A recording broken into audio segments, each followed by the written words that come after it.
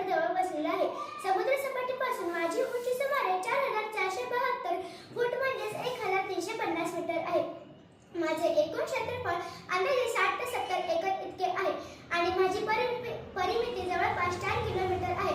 माझ्या उंचीमुळे व मजबूत बांधणीमुळे मला लष्करी दृष्ट्या खूप महत्त्व प्राप्त झाले होते. माझी रचना दुहेरी आहे. माझा बालेकिल्ला हा अधिक सुरक्षित आणि भक्कम आहे. माझ्यावर मजबूत तटबंदी, बुरुज, प्रवेशद्वार आणि पाण्याच्या टाक्या आहेत. शत्रूंच्या हल्ल्यांपासून संरक्षण करण्यासाठी माझी रचना अत्यंत कौशल्याने करण्यात आली आहे. माझा इतिहास गौरवशाली आहे.